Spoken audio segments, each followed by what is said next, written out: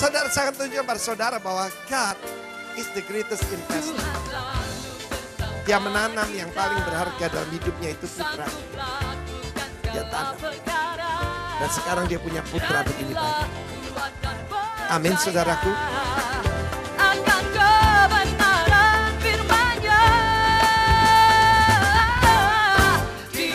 Saudara, kita harus tahu bahwa Tuhan bukan cuma sebagai God, tetapi sebagai businessman. Dan dia adalah investor, bahkan entrepreneur. Yang tidak ada menjadi ada.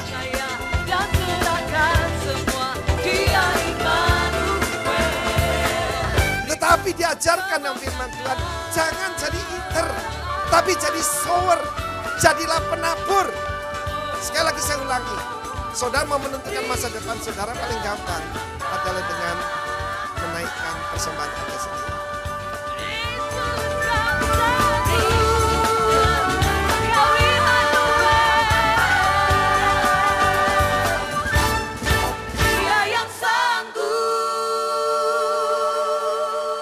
Dalam nama Tuhan Yesus. Amin. Silakan duduk saudara kekasih. Kita baca saja Yesaya 54. Biasanya langsung dibaca ayat 2. Kita baca mulai ayat 1. Bersorak-sorailah hai si mandul yang tidak pernah melahirkan. Bergembiralah dengan sorak-sorak. Dan memekiklah hai engkau yang tidak pernah menderita sakit bersalin. Sebab yang ditinggalkan suaminya akan mempunyai lebih banyak anak daripada yang bersuami. Firman Tuhan, lapangkanlah tempat kemahmu dan bentangkanlah tenda tempat kediamanmu. Janganlah menghematnya. Panjangkanlah tali-tali kemahmu dan panjangkanlah kokoh-kokoh patok-patokmu. Sebab engkau akan mengembang ke kanan dan ke kiri. Keturunanmu akan memperoleh tempat bangsa-bangsa. And your descendants will inherit the nations.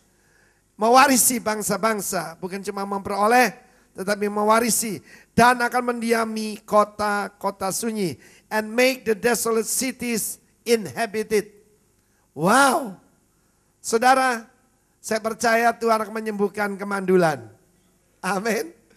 Di Denpasar ada sepasang suami istri yang dokter mengatakan no hope untuk bisa punya anak. Tidak mungkin bisa punya anak. Tetapi mereka berkata, itu kan katanya dokter Pak, tolong berdoa untuk kami. Dan tahun lalu anak itu, anak mereka lahir, anak ajaib saudara ya. Luar biasa. Saya percaya kemandulan di dalam segala bidang, ya, segala barrenness akan disembuhkan oleh Tuhan. Saudara nak dengar saya? Segala bentuk kemandulan, unproductiveness akan disembuhkan oleh Tuhan. Berikan tepuk tangan bagi Allah kita. Jadi jangan ingat-ingat masa yang lampau. Ucap syukur saja buat kebaikan Tuhan. Nah saudara, perkataan enlarge your tent menjadi tema kita hari ini. Enlarge your tent. Panjangkan tali-talinya. Kita tahu kemah itu tergantung berapa besar. Ada kemahnya anak-anak yang cuma mungkin kucing bisa masuk. Ada kemahnya pramuka. Kemah yang paling besar yang pernah dibuat itu adalah kemah yang dipakai oleh pendeta Reinhard Bonnke. Ya, itu kemah yang isinya bisa 60.000 orang. Jadi itu tinggi sekali. Makin besar kemahnya, makin besar isinya. Makin panjang talinya, makin besar kemahnya.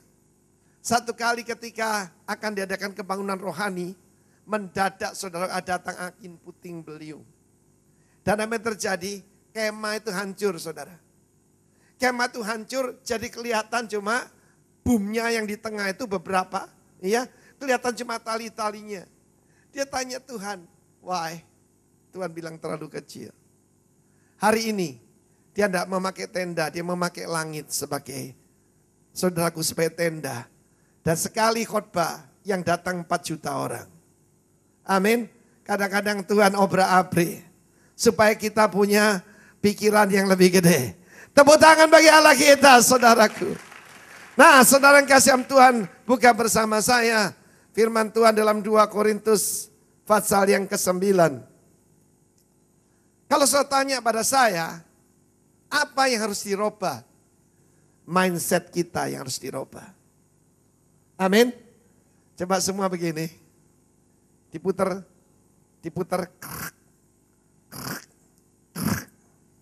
Ada beberapa mindset orang yang bekerja. Yang pertama, mental karyawan, employee. Orang semacam itu pokoknya gajinya berapa. Oh, saya profesional, saya dosen, saya direktur perusahaan. Tapi pikirannya jadi karyawan. Tadi ada seorang teman saya mulai SD. Dan dia duduk berbincang-bincang pada saya. Dia tunjukkan. Tahun 98 gajinya dia CEO dari salah satu konglomerat, saya tidak sebut namanya. Tahun 98 gajinya 30 juta rupiah. Saya bilang waktu itu gaji saya 3 juta rupiah. Tahun 98. Cuma 1/10. Cuma dia heran. Sekarang dia nganggur. Ya, Pak Arifin dipakai Tuhan. Saudara tahu saya diberkati Tuhan. Amin. Ya, saudara, dia tanya pada saya, kok iso ngono ya? Sebab dia asal dari Surabaya sini, dulu rumahnya di Untung Surabati. Saya tahu bedanya itu apa? Beda mentalnya. Amin. Sekolah bareng, ya, pendidikannya sama-sama. Cuma beda mindsetnya. Dia mindsetnya apa, saudaraku? Dari employee ada self-employed, ada orang yang kerja sendiri. Saya pernah, saudaraku, jadi manajer, punya mental manager, kerja sendiri tergantung saya. Saya ingat tahun 79 ketika saya bertobat, saya kan kerja sendiri. Kalau saya sakit ya enggak bisa dapat apa-apa. Tetapi puji Tuhan, saudara harus punya mental yang berbeda. Enlarge your tent. Amen. Kita bukan employed, kita harus deployed. Kita harus jadi apa, saudara? Jadi owner. Saya bilang sama dia, ya ginilah. Memang kalau orang Chinese itu, ya, itu punya mentalnya enggak mau jadi karyawan. Karyawan itu tabu. Karyawan itu merendahkan. Kita paling benci perkataan wiki, pegawai. Kita mau jadi laupan. Amin. Coba katakan laupan. Ya. Kita ingin jadi owner. Tetapi itu setiap seed of greatness ada di dalam diri kita masing-masing. Amin. Di dalam diri kita. Yang satu mentalnya pokoknya jadi manajer, dapat fasilitas, gaji pasti. Tetapi saudaraku, kalau saudara ingin mengalami the year of expansion, mindset kita yang harus dirubah. Ada yang lebih tinggi, investor.